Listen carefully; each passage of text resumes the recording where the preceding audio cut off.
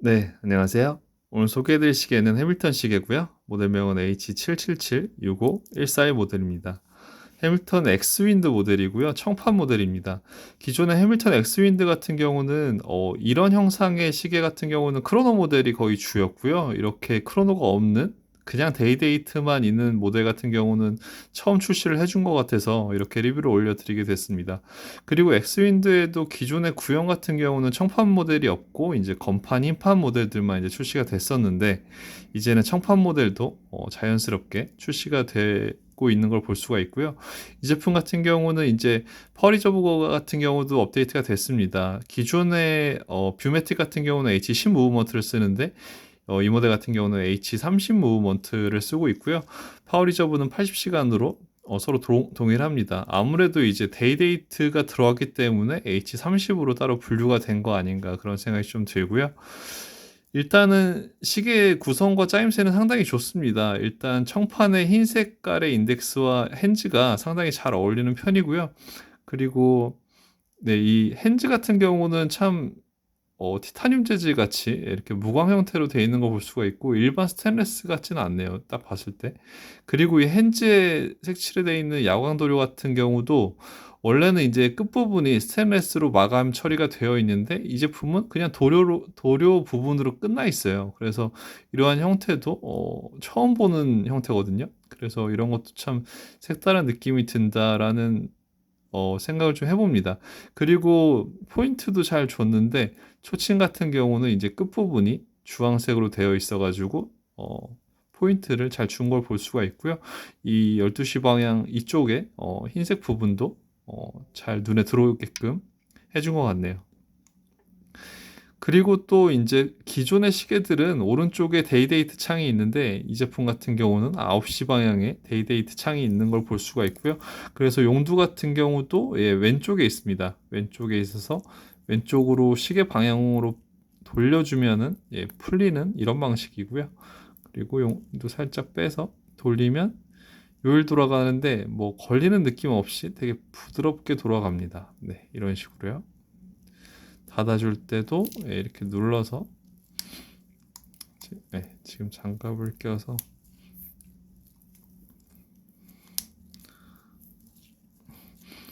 이런 식으로 잠가주면 되고요.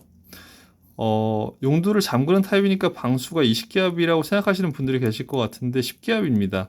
사실 이쪽 같은 경우도 용도가 잠겨 있는 타입이긴 한데 네. 용도 잠겨 있는 타입으로 이제 풀러서 쓰는 타입이기는 하지만 그래도 방수는 10기압인 점을 꼭 기억하셔야 됩니다.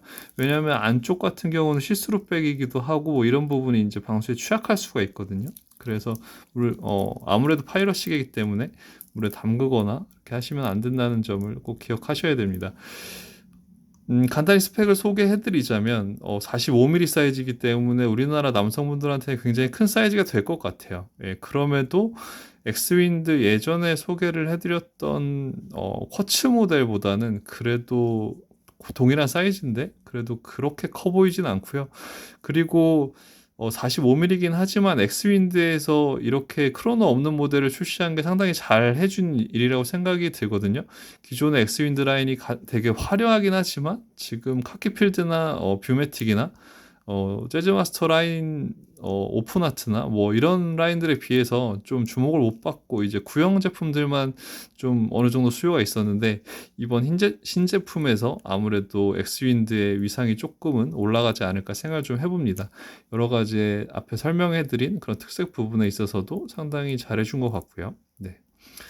조금 아쉬운 점이 있다면 이런 큰 사이즈와 이제 좀 작은 사이즈를 동시에 가져갔으면 좋았을 법한데요. 그런 부분은 좀 아쉬움으로 남고요.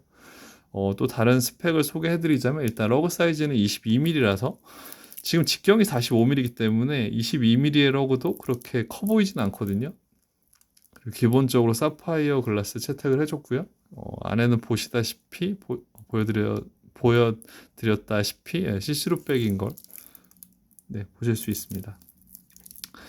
연출 같은 경우는 3연줄이고 이 제품은 그래도 미세 조정의 공간이 좀 있네요. 어제 리뷰해드렸던 카키킹 같은 경우는 한 칸밖에 없어서 좀 아쉽다고 말씀을 드렸었는데 그리고 연줄은 이제 좀 굵직한 무광택의 3연줄인데 예전에 이제 카키가 아니 예, 카키 엑스윈드 크로노 모델 같은 경우는 이제 5연줄도 종종 출시가 됐었는데 그 5연줄도 다 3연줄로 지금 바뀌고 있는 추세거든요. 그래서 조금은 그냥 묵직한 느낌을 좀 더 강조하고 싶은 그런 의도가 좀 보이는 것 같네요. 예.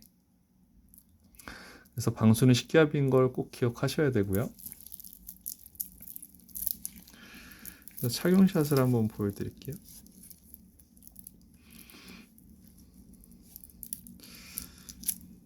네, 많이들 방패간지 뜬다고 말씀을 해주시는데, 네, 아무래도 이제 손목 17.5cm인 저한테는 상당히 큰 사이즈가 될 것 같네요. 네. 사실 시계 그 구성이 좋아서 그냥 카메라로 봤을 때는 그렇게 큰 느낌이 들지 않다가도 손목에 얹거나 그냥 시계를 실물로 봤을 때 좀 더 커 보일 수가 있으니까 그 부분도 참고해 주시면 좋을 것 같네요.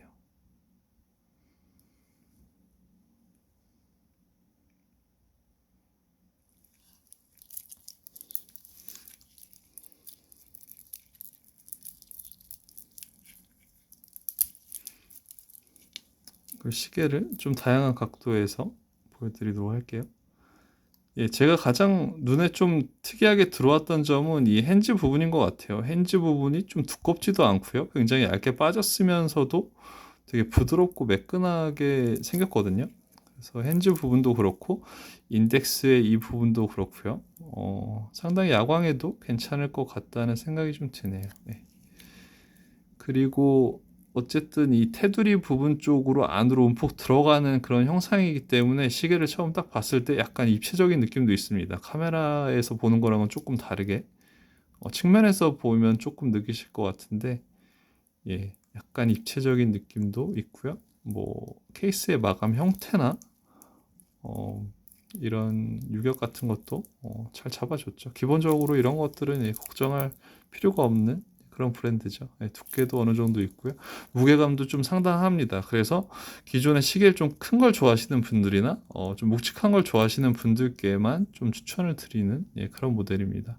하지만 이제 시계 디자인적이나 뭐 기능적인 거나 여러 가지로 봤을 때 상당히 잘 갖춰준 것 같고요. 가격대 같은 경우는 이제 100만 원 정도의 100만 원 정도의 형성이 되어 있기 때문에 기존의 이제 해밀턴 카키 엑스윈드 크로노 모델들보다는 조금 낮게 출시된 거를 볼 수가 있네요. 네.